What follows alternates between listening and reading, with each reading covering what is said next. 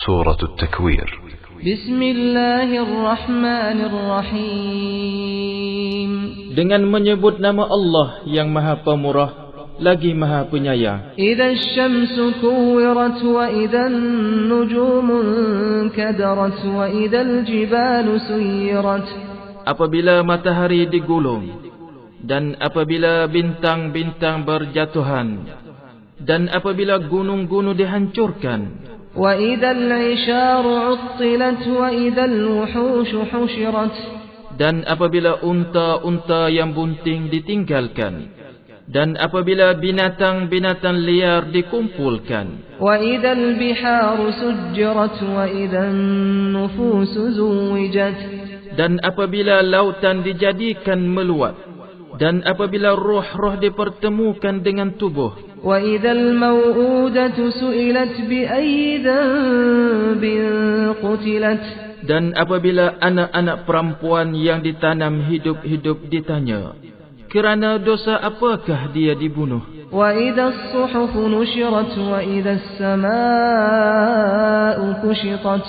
Dan apabila catatan-catatan amal perbuatan manusia dibuka dan apabila langit dilenyapkan. وإذا الجحيم سعرت وإذا الجنة أزلفت. Dan apabila neraka jahim dinyalakan dan apabila syurga didekatkan. علمت نفس ما أحضرت. Maka tiap jiwa akan mengetahui apa yang telah dikerjakannya. فلا أقسم بالخنس الجوار الكنس. Sungguh aku bersumpah dengan bintang-bintang yang beredar dan terbenam. والليل إذا عسعس والصبح إذا تنفس. Demi malam apabila telah hampir meninggalkan gelapnya dan demi subuh apabila fajarnya mulai terang. إنه لقول رسول كريم. Sesungguhnya Al-Quran itu benar-benar firman Allah yang dibawa oleh utusan yang mulia. ذي قوة عند ذي العرش مكين مطاع ثم أمين. Yang mempunyai kekuatan, yang mempunyai kedudukan tinggi di sisi Allah, yang mempunyai arash, yang ditaati di sana di alam malaikat, lagi dipercaya. وما صاحبكم بمجنون ولقد رآه بالأفق المبين وما هو على الغيب بضنين. Dan temanmu Muhammad itu bukanlah sekali-kali orang yang gila. Dan sesungguhnya Muhammad itu melihat Jibril di kaki langit yang terang.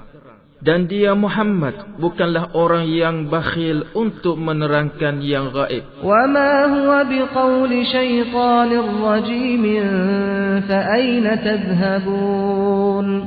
Dan Al-Quran itu bukanlah perkataan syaitan yang kena rejam.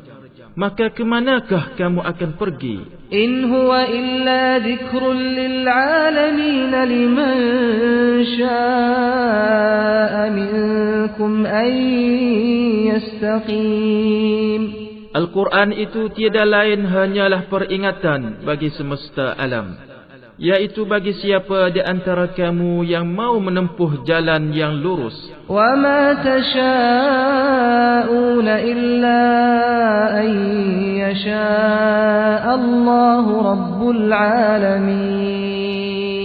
Dan kamu tidak dapat menghendaki menempuh jalan itu kecuali apabila dikehendaki Allah, Tuhan semesta alam.